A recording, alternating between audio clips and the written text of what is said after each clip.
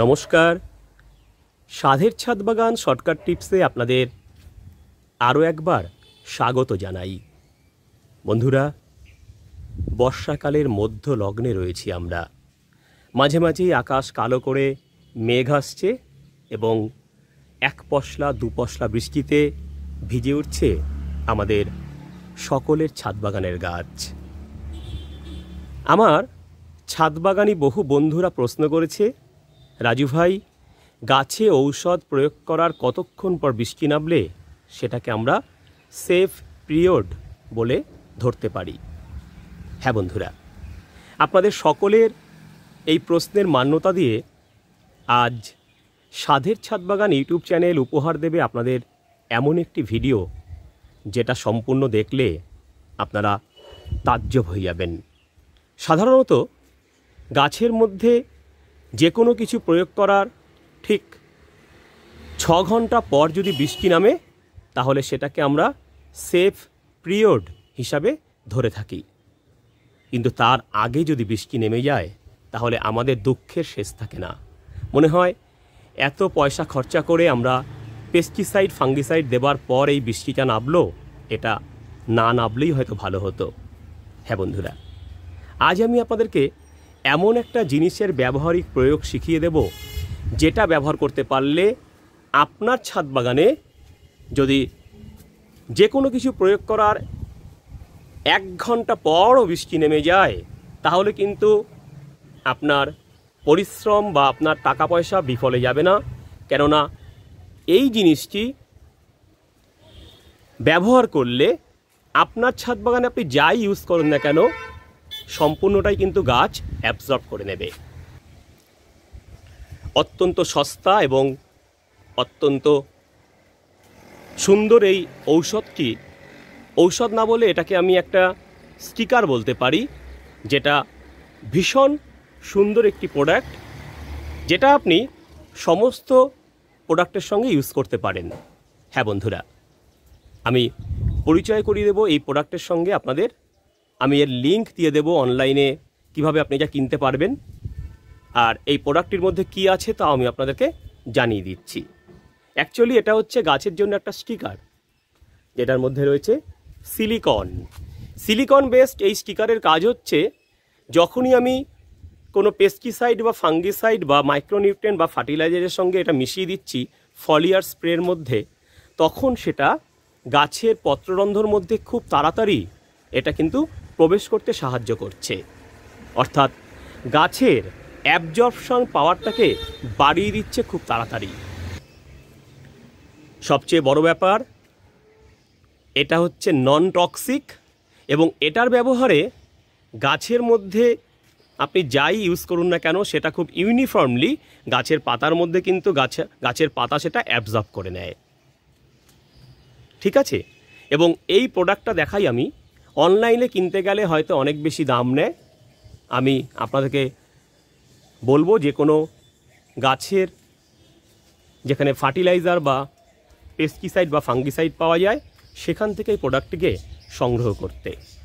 আমি যেটা ইউজ করি সেটা হচ্ছে হেল্পার বলে একটা স্টিকার। এই হেল্পার স্টিকারটি আপনি সংগ্রহ করতে পারেন মাত্র 50 থেকে 60 টাকার মধ্যে, এবং অত্যন্ত ভালো এই স্টিকার আপনার মাত্র 10 থেকে 15 ফোঁটা আমরা যদি 1 লিটার জলে যদি আমরা এটাকে দিয়ে দেওয়ার পর তার মধ্যে আমরা পেস্টিসাইড বা ফাঙ্গিসাইড যদি দেই তাহলেই কিন্তু আমার এই স্টিকার ঠিক গাছের গায়ে কিন্তু ভালো করে ঔষধটিকে স্প্রেড করতে সাহায্য করবে।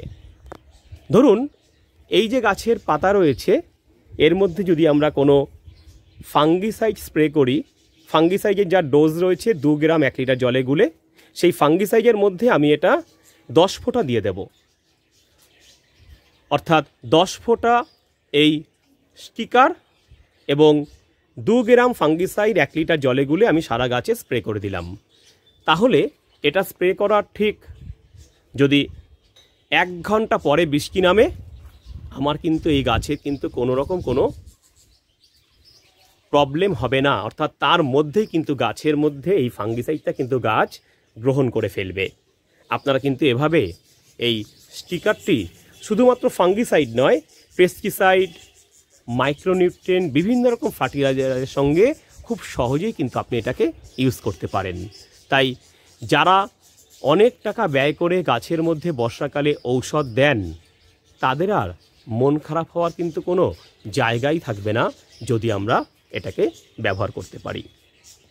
সুতরাং প্রত্যেককে অনুরোধ করব, আপনারা সিলিকন বেসড অথবা অর্গানিক এরকম স্টিকার পাওয়া যাচ্ছে বাজারে, এরকম স্টিকার আপনারা কিন্তু সংগ্রহ করতে পারেন যে কোনো ফার্টিলাইজারের দোকান থেকে।